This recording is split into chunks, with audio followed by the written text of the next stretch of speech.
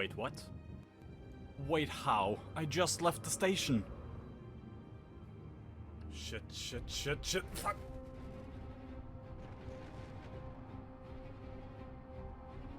Come on! Fuck! Shit! Come on, pull together! Hopefully I don't hit a rock! Fuck. Damn it.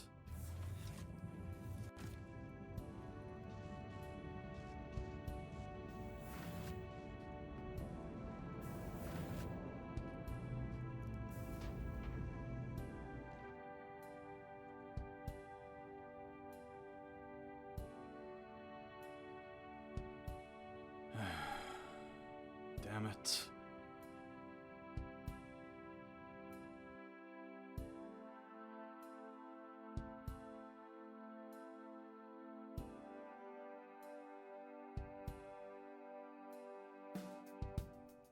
Star Citizen Alpha 3.0 was introduced about 3 years ago, and with it came one mechanic that would change the game how it played and how arcade it was, and make it more realistic, and that was fuel. With it came some interesting mechanics such as refueling, and such as, you know, managing your fuel consumption use, and etc, etc. 3 years ago I also made a video ranting about how fuel needs to change, because first of all, we don't have a fueling mechanic, and second of all, 2 ships were guzzling fuel. That would be the Retaliator and the Drake Caterpillar. And today, we are back to that topic, but with 2 new ships. Actually, both of them are new. The Mercury Star Runner and the Nomad. Hello there everyone, my name is Zurakci, and today we are going to rant once again about fuel consumption. I just want to state one thing before we begin with all of this ranting, is that I'm not the only one complaining about this. If you go to Spectrum and you go for unique posts on it and you search for fuel specifically, you will get 5 pages with people complaining about this exact thing. So CIG, please take note, because I'm not the only one complaining here. Now, to be perfectly clear here, I do not want any unrealistic fuel consumption here whatsoever, and I do not want a ship to be infinitely good, so to speak. No, I just want pure balance in whatever CIG is trying to make sense of here. Because let's face one thing here, one of the facts is that the balance here is not good, and I can prove that by pulling up certain images of certain ships from their certain specs that we aren't allowed to see in the game, because CIG has yet to put statistics into the game outside of the mining lasers. So here you have a picture of both the base stats of the Mercury Star Runner and the Nomad. And there is one very clear line here where we should have a look at and figure out, is this okay stats or is this absolute garbage? And the result might surprise you. Starting with the fan favorite, the Mercury Star Runner, we will go from left to right here. The main engine fuel consumption will be at 1,300 liters per second. The total amount of assist thrusters, retro thrusters, and maneuvering thrusters will be at 2,500 liters per second. The hydrogen tank is actually pretty beefy at 1.5 million liters. And the fuel intake rate is absolutely abysmal in comparison to how much it actually consumes. Now, second off, you have the Nomad. From left to right here as well. The Nomad has a main engine fuel usage of 184 liters per second. It has a total thrust fuel usage of 200 liters per second, so a little bit more, like always. And then you have a hydrogen tank of 160,000 liters in total. And then you have the fuel intake rate of 32 liters per second, which actually isn't bad, but it also is still not good. And now up on the screen you will see the most basic of math that you can have to all of this, where we find out, number 1, on the constant only forward thrusters without any weight or gravity, on how long you can go for. And on number 2 it's the same, but with bottom assist thrusters, you know, in case of gravity. But we're still not counting gravity and weight here.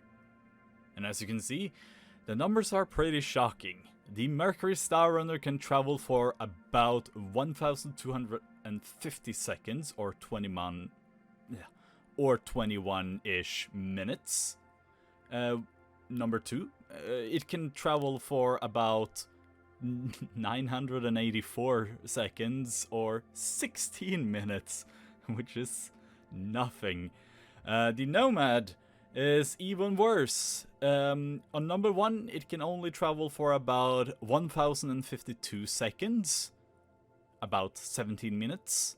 And on number 2, it can only travel for 733 seconds, which is about 12 minutes. If you have played with any of these ships, you will find out that that is surprisingly almost accurate. But I want you to take this chart right here, this math chart that I quickly compiled together, with a grain of salt. Because ships in Star Citizen also get, you know, a fuel usage per weight and gravity of the planet you're in, or just purely on weight as well, depending on how much thrust power needs to go into the thruster. So this is just without the weight. So it can be worse. Yay! Ah, shit. So let's do the fun part of comparing this to some other ships, shall we? So here we have 3 more ships that I've done the same calculations for. 1 being the Avenger, 2nd being the Mole, and 3rd being the Constellation.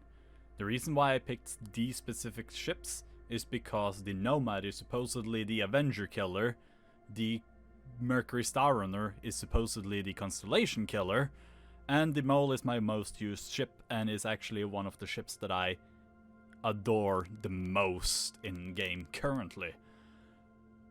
And as you can see, the statistics are, let's just say that the best of the 2 other ships are not even close to the worst on the others. As a matter of fact, the worst for the Mole is still a lot more than the best for both of them. And then let's put on 2 last ships. That being the Karak exploration ship, and probably the one of the most balanced, one of the most best used ships in game, the Cutlass Black. As you can see here, there is still the numbers right there. They are vastly superior in all ways in terms of fuel than the Mercury and the Nomad. But here's the thing. Let's have a little bit look closer at one of them. So if we look closely at 2 of the ships here, being the Cutlass and the Nomad, you will actually see that there is one thing that is really peculiar with both. Both have almost the same stats in terms of fuel consumption and in terms of fuel gain. Both are really close. However, the reason why the Cutlass can go for a lot longer than the Nomad is mainly because of the fuel tank. And I'm not just saying that mainly because of the fuel tank, but because both ships are almost the same size and they almost weigh the same as well. So they almost have the same fuel consumption, the same weight, the same fuel gain. But the Cutlass Black has twice the fuel. So, yeah. So this is not good by any means. Now all ships needs to have some sort of flaw. But here's the thing, CIG. That flaw cannot be related to fuel, especially when it's like this, where you can barely fly the ship for any amount of time, and then it's dead. Just please balance them out so that they are in line with others of the same tier, the same size and weight, so that they can actually be usable in the verse. I am not saying we can't have fuel-hungry ships in the game, but you need to balance that out with how much fuel they can regain. As an example, if you look at the Polaris stats, with medium tanks of fuel, but it has 3 large fuel intakes. So that's gonna easily balance that one out. This is not how you do it. You don't make all the stats shitty. Just please fix it. It's numbers. You can easily do it within like 2 seconds. It's not that hard. And that's more or less my angry rant at how bad the fuel balance was, or is still currently. I've spent a week making this video, and they have yet to balance that one out. They've even had one patch in between. They still didn't do anything. So yeah, hope you enjoyed the rant. Put your comment down below. The links to the pages that I've used is also down below. So yes, I'll see you all later. Bye.